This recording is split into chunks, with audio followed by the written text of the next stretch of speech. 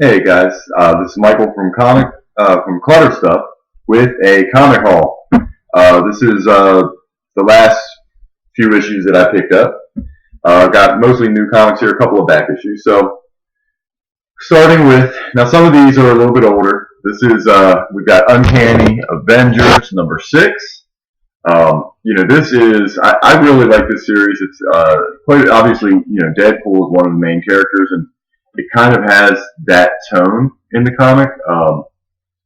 Uh, Uncanny Avengers is the Avengers Unity Squad, which has a mix of Avengers, X-Men, and now Inhumans have also been added. Um, this is a pretty good issue. Um, Story is there's an ongoing story that's kind of continuing in the background, kind of waiting to see how it's going to turn out. But, kind of the main story is something different. This is kind of a one-off, and you'll see why in just a second. Um, got A-Force, number 3. Um, yeah, I've really been liking this one also. This one is one of the few series that really picks up from Secret Wars. There's a character named, what is her name? Singularity, who was in Secret Wars and then came into the main Marvel universe. I'm not sure what they're calling it now. It's not 616 anymore because that universe was destroyed. But whatever this new universe is called, Singularity actually came into this new universe with memory of what happened in the A-Force Secret Wars tie-in.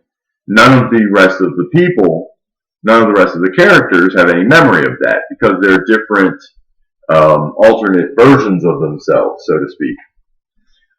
Pretty good story. We've got The Vision, number 5. This is another one I really like. I love The Vision as a character.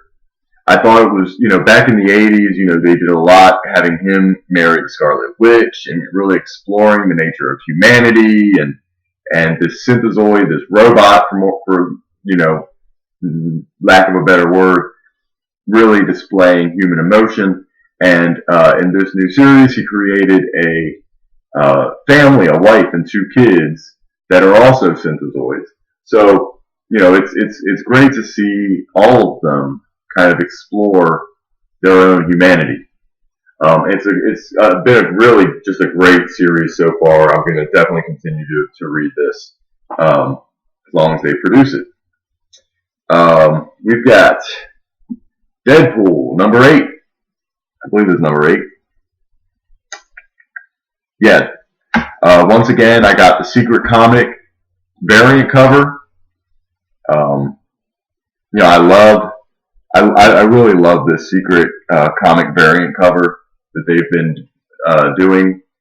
I'm actually missing 1 or 2 issues, but for most of these first 8 issues, I've got this variant cover.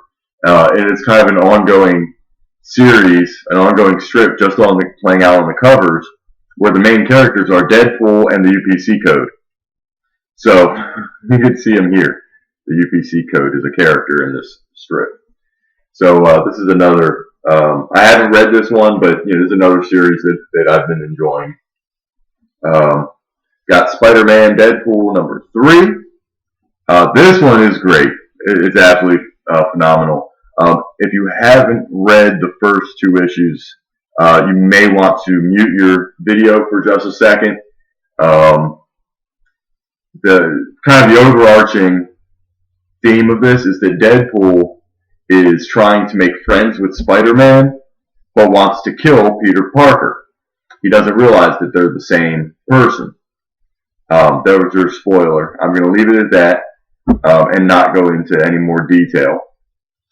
But this continues the story. It's been really cool so far watching Spider-Man and Deadpool team up because it's constant dialogue. I mean, neither one of these characters knows how to shut up, much like myself. So I picked up this one in the Infinity Entity #1. I don't know if this is going to be an ongoing series or if this is just a mini series leading into the Infinity Gauntlet movies in a couple years, or what. But basically, Adam Warlock is the main character, as you can see here on the cover. And in the beginning of this issue, basically he's lost his memory. And I won't go into any further depth than that. I'm liking it. I definitely, I like my kind of cosmic sci-fi stories. All right, next one. A few weeks ago, a few hauls ago, I should say, I picked up the Avengers Standoff Welcome to Pleasant Hill one-shot. And that was the first edition of, that was the first volume of this new crossover event with that's going to be running through all of the various Avengers titles. So this is a variant cover. I like this one better than the plain yellow from the main cover. The main cover is just plain yellow and says Avengers Standoff, Assault on Pleasant Hill. So this is a variant cover. And this is Avengers Standoff, Assault on Pleasant Hill, Alpha, #1. And I haven't read it yet, so but it looks great. From what I've seen of the story so far from the Prelude one-shot, this is going to be another real interesting story. Several issues actually came out. The next one in the run is Agents of S.H.I.E.L.D. #3. And you can see that it has the standoff spot up there. This is just a regular cover. I don't remember seeing any kind of variants for this one. But this will be the continuation of the story from the Alpha. And then it continues on with the next part, which is the Uncanny Avengers #7. And that's why, earlier I showed Uncanny Avengers #6 and said, it was kind of just there's kind of a background story, but it's in the background, but the main story of the book was kind of just a one-off story because they had this event coming up, so they had to tie up some of the loose ends. They'll do this, and then however they come out at the end, they'll probably pick back up on the background story. That's my guess as far as what's going to happen. Now I also picked up a few older comics. This has been out for a few months. Let me see when it came out. Let me see if it says when it came out. This came out February 2016. This is Gwenpool Special #1. Oh, I'm sorry. You know what? It's cover date of February, so it probably came out in like November or December. It's the Gwenpool Holiday Special. I haven't read it yet. I read one story with Gwenpool in it. I can't remember where I read this story, but she seems like a pretty fun character. So I figured I'd check out this holiday special. It's just a bunch of standalone humorous stories, I believe. And then, I was a big fan of Jonathan Hickman's work on Secret Wars. And so I thought I would give one of his independent books a shot. The Dead and the Dying. Is that what it's called? The Dying and the Dead. Yeah, sorry. The Dying and the Dead. So I got #1. This is written by Jonathan Hickman and art by, let's see who. This is a big issue too. Art by Ryan Bodenheim. This issue is huge. This is like a double-sized issue at least. The pages aren't numbered, so I can't tell at a glance just how long it is, but it's probably at least a double-sized issue. I also got #2. This is back to normal size. And #3. And as far as I'm aware, these are the only 3 issues of the series that have come out so far. They look like they're behind schedule. So at the end of issue 3, it actually says, and it is a letter from Jonathan Hickman. It says, Okay, that was a comic. We're really sorry for the long wait. Ryan and I sincerely hope you liked it. We both love this book very much and are taking a lot of care in making sure that it's just as good on the page as it is in our heads, and unfortunately that's led to some complications. First off, we produced too many oversized issues with the lead time we had. In fact, because we chose to make the first issue 60 pages, we pretty much ate up all of our lead time in a single issue. It was a glorious, glorious thing, but a schedule killer in retrospect. This has led to us being late enough that we need to cancel existing orders and resolicit the book for the date it will actually be in stores. So we'll be doing that. We'll be back on a monthly basis in 2016, and as soon as we have a firm release date, you'll be the first to know. Your patience while we straighten things out is appreciated, and obviously we apologize for this inconvenience.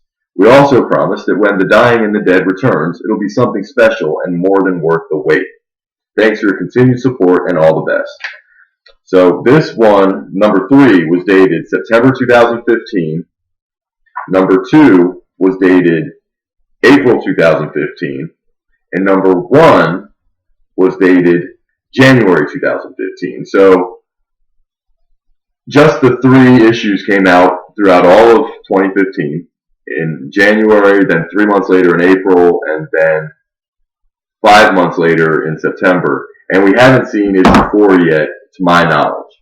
At least if it's come out, it was not at my local comic shop sitting with the rest of these. But, I'm looking forward to it, and I would definitely, if I like the series, which I'm sure I will, because Jonathan Hickman just is, I've loved everything he's written so far. I've got a couple of FFs, I've got, some Avengers and New Avengers, and I've got, Secret Wars. I've loved everything, so I can't imagine I'm not going to like it. This is one I got found in a 99-cent bin at a movie stop, which is kind of affiliated with GameStop. It's Fallen Angels, number 8. I'm going to hold off and not read this until I get the first 7, though. I remember this miniseries from when I was younger. It was one that I had a couple issues of, but didn't have the complete miniseries. But so I figured, for 99 cents, I could pick up this one. This was the only one they had in the 99-cent bin. But I know for a fact that I've seen other issues in dollar bins at various stores and cons and stuff. So I'll wait and pick up the rest of them, as time goes on. And then I also got this one for 99 cents. And I remember there being I remember this comic from when I was a kid. This is from 1986. It's not perfect. There's a little bit of spine damage, but it's in fairly decent shape. 99 cents. It's the Midnight Skulker, produced by Target. I don't believe it was the Target, the chain store. Just Target Publishing, I guess.